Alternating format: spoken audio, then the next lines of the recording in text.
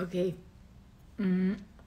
Je viens de le faire en anglais et même si ça me coûte encore plus émotionnellement de le faire en français, je pense que c'est vraiment important. Donc, comme le titre l'indique, c'est un commentaire à propos du suicide.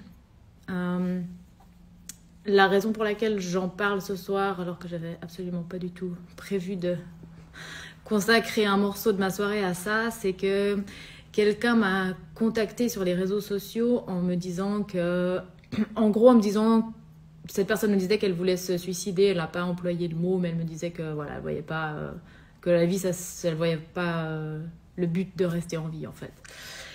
Et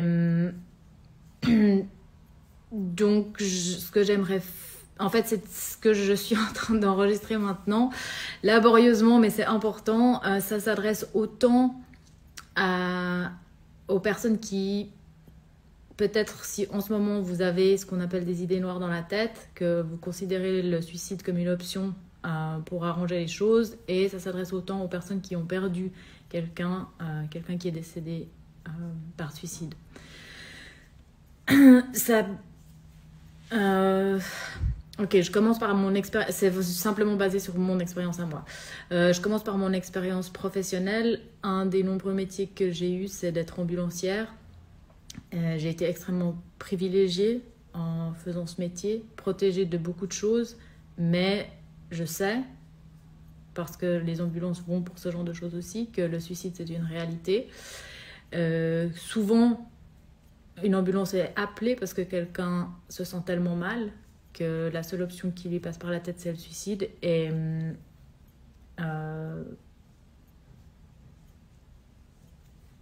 toujours, les ambulanciers seront toujours contents de venir pour vous aider dans un moment qui est difficile. Et s'il n'y a personne d'autre que vous pouvez appeler, juste appelez une ambulance. C'est appeler et attendez que l'aide arrive et ne faites rien d'autre. Ne faites rien d'autre, juste attendez, laissez les gens arriver pour vous aider à rester en vie. C'est horrible quand notre métier, c'est de sauver les gens, de les aider à être vivants, et c'est horrible d'arriver quand c'est trop tard. Voilà, comme j'ai dit, moi j'ai été privilégiée dans mon métier. J'ai pas eu cette expérience-là. J'ai eu la chance de pouvoir parler à des gens avant qu'ils passent à l'acte. Dans mon expérience personnelle,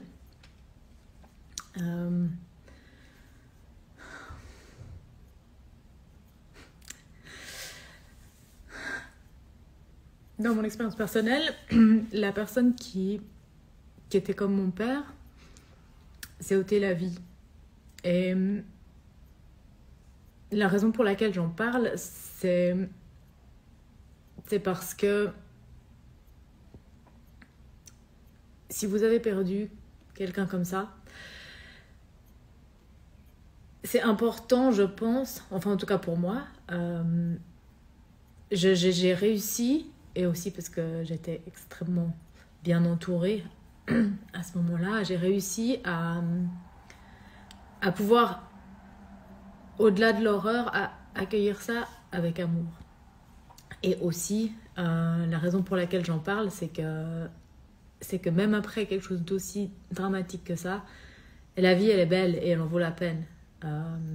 Et que on peut vivre après un événement comme ça, et on peut vivre bien. Et on a le droit, on a le droit de le faire, il n'y a pas de culpabilité à avoir par rapport à ça. C'est même très important en fait de vraiment, vraiment être aussi vivant qu'on peut. Et puis, l'autre chose encore, le troisième point que je voulais partager par rapport à ça, c'est le... Il y a eu des moments dans ma vie où je me suis dit ce serait tellement plus simple si j'arrêtais maintenant. Et il y a eu 2 moments en particulier où j'ai considéré très sérieusement l'option du suicide. J'ai réfléchi comment, quand, etc. Et puis la force de vie en moi, elle était plus forte que tout. Et j'en suis extrêmement reconnaissante et heureuse parce que ma vie est juste magnifique, hein, du bonheur tout le temps, peu importe tout ce qu'il y a eu avant. C'est juste un cadeau. Et vraiment un cadeau qui est fait pour qu'on le savoure, on le reçoit tous. Et après, ben, chacun notre parcours, mais vraiment, vraiment, ça vaut la peine. Et la raison pour laquelle je mentionne ça, ben déjà c'est pour que vous me voyez et que vous ressentiez que oui, je suis heureuse et je suis vivante et que donc voilà, je suis passée par un moment comme ça et ça n'a pas duré et tant mieux.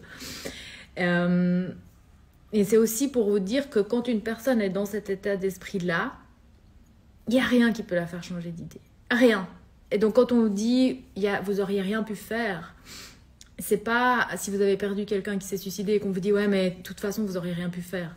Si vous avez ce sentiment de culpabilité ou comme ça, c'est pas une phrase qu'on vous dit pour un peu vous taper sur l'épaule et vous dire pardon que je trouve un mot fort, vous dire ça va aller et c'est pas de votre faute, c'est la réalité.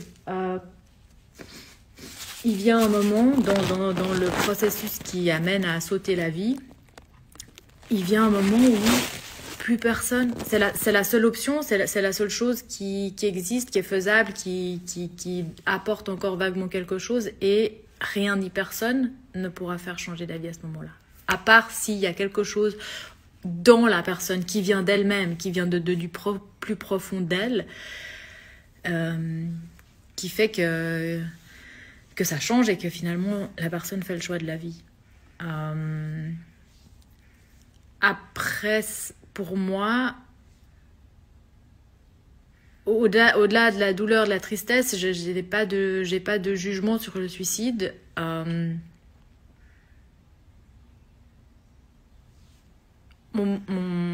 Ça fait partie d'aimer quelqu'un, en fait, de trouver suffisamment d'amour pour pouvoir accueillir un geste comme ça. Mais voilà, juste, si vous avez besoin d'aide là maintenant, appelez quelqu'un.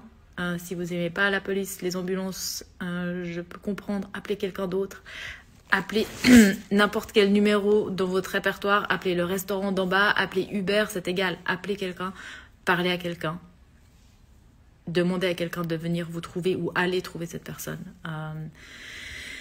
Et prenez soin de vous. Et autant que possible, aimez la vie, parce que ça vaut la peine.